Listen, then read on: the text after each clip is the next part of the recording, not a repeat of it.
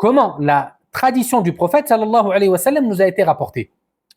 Parce qu'aujourd'hui, on peut entendre des gens, ceux qu'on surnomme, ou ceux qui se surnomment eux-mêmes les coranistes, ou les coranites, al-Qur'aniyoun en arabe, ces derniers qui prétendent n'accepter que le Coran et rejeter toute autre chose. Parce que, soi-disant, les hadiths, ce sont des paroles d'hommes, d'accord? Et ils ont oublié que le Coran a été transmis de la même manière que les hadiths ont été transmis. Et qu'Allah Azza wa Jalla dans le Coran nous a ordonné de suivre le prophète sallallahu alayhi wa sallam durant sa vie et après sa mort.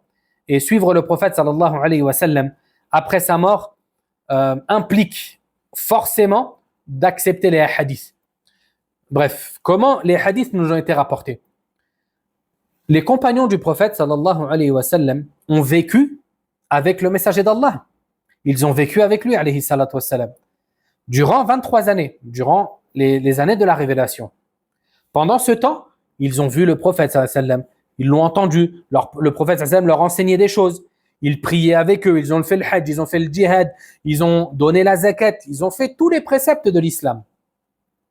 Ces derniers ont retenu toutes ces informations, car ils avaient en tête la parole d'Allah Azza wa Jal, لَقَدْ كَانَ لَكُمْ فِي رَسُولِ اللَّهِ أُسْوَةٌ حَسَنَةٌ. Il y a certes pour vous, dans le messager d'Allah, un excellent exemple à suivre. Ainsi, ils s'appliquaient à suivre l'exemple du prophète sallallahu alayhi wa sallam. Ceci car ils ont répondu à l'appel d'Allah Azza wa Jal. Taïb. Les compagnons, une fois que le prophète sallallahu alayhi wa sallam il est mort, il y a eu une autre génération qui s'appelle At-Tabi'in. D'accord? At-Tabi'un, ce sont en gros les élèves des compagnons. Ce sont ceux qui ont appris auprès des compagnons, mais qui n'ont pas rencontré le prophète sallallahu alayhi wa sallam. Là, les compagnons ont transmis la science qu'ils avaient aux Tabi'un. D'accord?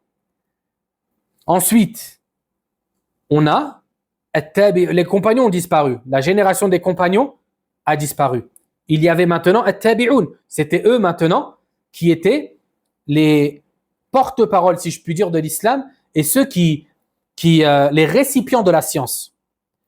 Ils ont transmis à leur tour les hadiths qu'ils ont entendus des compagnons et que les compagnons avaient entendus du prophète sallallahu alayhi wa sallam. Ils les ont transmis à la génération d'après, à leurs élèves qui étaient appelés Atba'u Tabi'in. D'accord? Les successeurs des successeurs. Ensuite, on a Atba'u Tabi'in qui ont continué à transmettre les hadiths à la génération qui est venue après.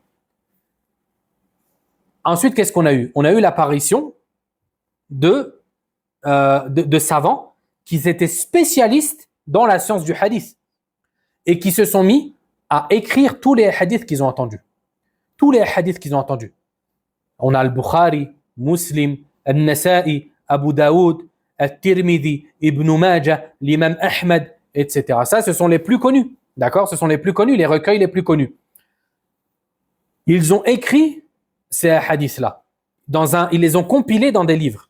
D'accord? Sahih al-Bukhari, Sahih Muslim, les 4 Sunan, Al-Jawami', Al-Masanid, etc.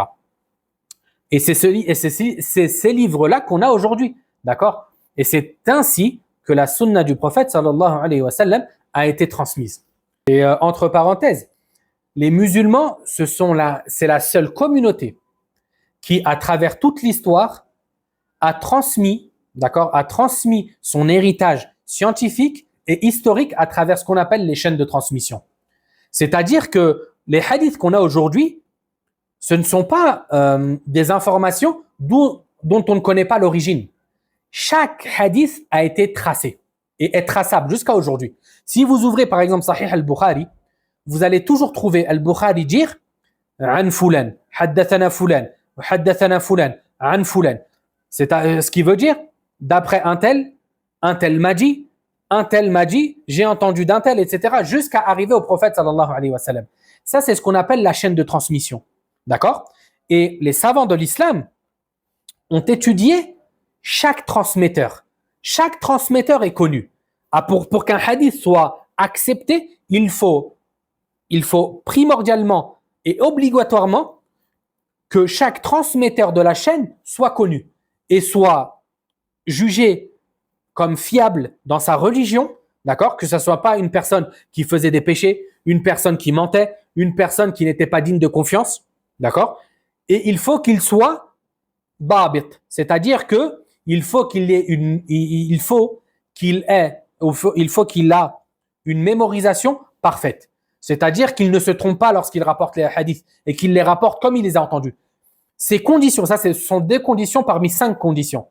Il faut qu'elles soient respectées afin que l'on puisse dire que le hadith est authentique.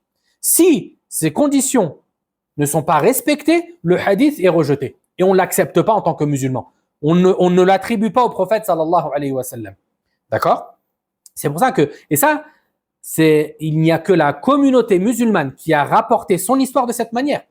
Et ça, subhanallah, c'est un prestige, est un honneur qu'Allah Azza wa Jal a fait à cette communauté. Allah Ta'ala nous dit, Inna nahnu nazzalna dhikr wa inna lahu lahafidhun. C'est certes nous qui avons fait descendre le rappel et nous en sommes certes garants. Allah Azza wa Jal s'est assuré de la préservation du Coran jusqu'à la fin des temps. Depuis sa révélation jusqu'à la fin des temps, Allah Azza wa Jal préservera ce Coran. C'est pour ça que jusqu'à présent, personne n'a essayé ou personne n'a réussi à entrer, à ajouter ou à enlever des choses du Coran. Le Coran qu'on a aujourd'hui, c'est exactement le même que celui qui a été révélé sur le prophète sallallahu alayhi wa sallam.